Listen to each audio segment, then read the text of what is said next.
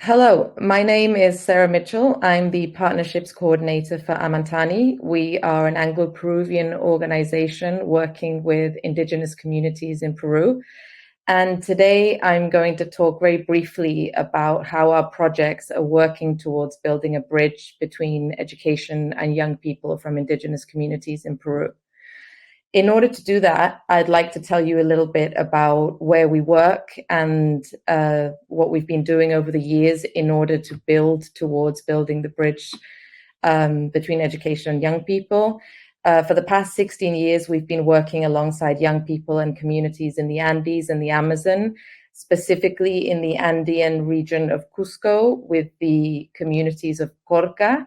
And in the Amazon region, we've been working in the district of Iquitos with young people from the community of Santa Clotilde. I think it's important to talk about why our projects started 16 years ago and how we've slowly been building into the next phase of our projects, working with young people. We started off in 2008 with the boarding house project. Our objective was to make sure that children and young people in the communities of the district of Corca were able to access school every day. Otherwise, they were walking up to 8 hours a day to get to school. And over the course of 10 years and working with nearly 60 to 70 children, we were able to save over 700 hours of walking time. And in this time, we made sure that the children received extra academic support with numeracy, literacy, health and nutrition, psychological support as well, and ICT classes, just to make sure that ultimately they'd be able to finish secondary school. Over the years, our projects grew, they changed with the help and support of the local community and the local authorities. And we realized that the next stage was what we ended up calling the Transitions Project, which is our ongoing flagship project where we work with young people in their final year of school to make sure that they're in a position to access further education and employment opportunities. I think what's very important to mention about this project is that it's divided into 3 phases, each of which have different components where we're supporting the young people through these different stages with the ultimate goal of them to graduate as young professionals and enter the employment market. We've been working with 500 young people across Iquitos and Cusco to prepare them through the Pathways program. We've had over 180 young people access academic scholarships and move into further education. And we have over 75 young people currently working. I think it's important to mention again also why we work with the young people from indigenous communities in Peru. They face a very wide range of different barriers in order to access education. These are just some of them, and this is probably very relatable to other projects and other communities around the world. The young people we work with lack financial resources. They come from communities and families of extreme poverty, where they have very little or no access to basic resources. Therefore, attending school or even thinking about further education is sometimes the very last possible thing that the families can afford to do. When they are able to attend further education and they migrate to urban areas, a lot of the time they don't have support from families because there is such a need for them to start working and earning money. Ultimately, academic level in rural areas is extremely low. The young people we work with, even in their final year of secondary school, a lot of the time are not in a position to apply for government scholarships or local opportunities because their academic level is not at the standard that it would need to be in order to access these opportunities. And finally, gender bias is such an important thing to mention when we're talking about barriers, because this is something that happens across the country, but particularly in remote areas. A lot of the time, the families we work with prioritize sending their male children to school over their female children. And this has become a driving force behind our projects, where we currently work with an equal amount of young men and women. I very quickly want to talk through the different stages of the Transitions Project and just show you the number of people we're currently working with. As you can see, in both Cusco and Iquitos, we work with different numbers of young people, but the Pathways program is working with them in their final year of school to make sure that they have access to the vocational orientation they need, the personal development support, psychological support. And ultimately, what this has meant is that 90% of the young people that we work with have passed their admissions exams into further education institutes or universities. We've then moved into the longest phase of our project, which is the scholarships program. Again, we work with different numbers of young people in each area, but they are all receiving the same academic scholarship to access an institute, to access university.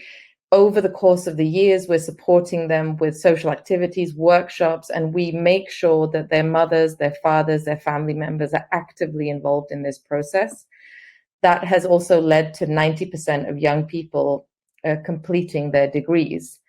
And the final stage, which in many ways is the most important, because Peru has a very high rate of informality, or more than 80% of the country work informally, which means it's extremely difficult for young people to access the formal sectors of in the employment sector to work formally. So we make sure, and our objective is that once they finish their studies, we're able to help them to prepare their CVs, to do mock interviews, to find internship and work opportunities. Our goal is that they are all in a strong position to access employment opportunities. And I'll tell you the story of two young people just before we finished that really embody what our project is all about and why it's so meaningful for the young people, the communities we work with. Our theory of change is quite simple, really. And I think a lot of people that probably work in education projects will identify with this. For us, providing access to further education for young people in indigenous communities and making sure that they then access a degree, a technical course, whatever it may be, that leads them into fair employment and earning better wages will ultimately reduce poverty and improve the standard of living.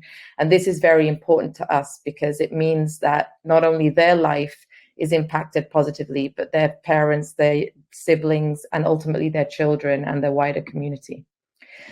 One of the last things I want to mention again, for us, participation is a huge part of building this bridge between education, access to education, and young people from indigenous communities. We make sure that everybody's voices are heard and are included through every stage of our projects. We do this by having a student council, a parents council, and an artisan council.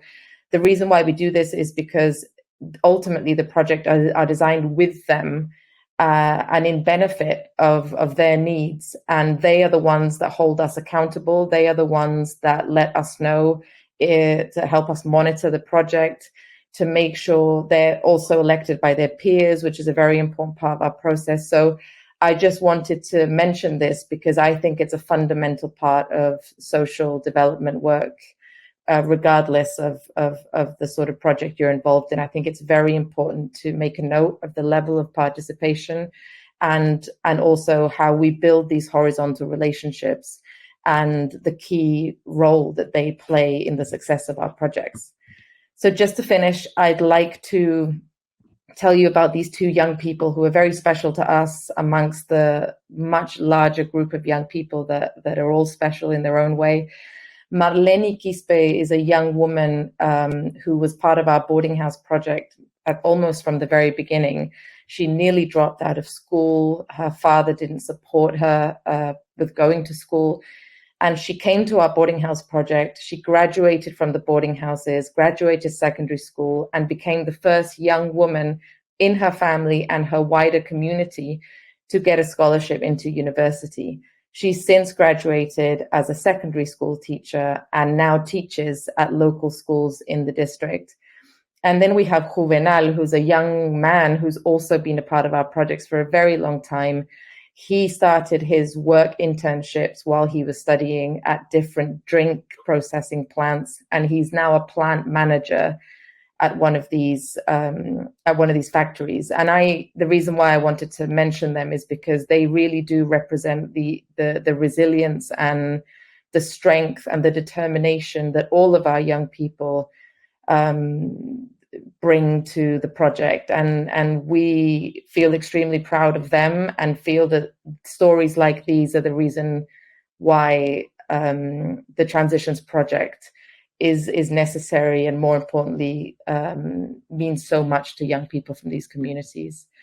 So I'd just like to say I hope you enjoyed learning about the young people, about Amatani, about what we've been doing. I leave our information, our different social media pages and website where you can learn more about the young people, learn more about what we're doing.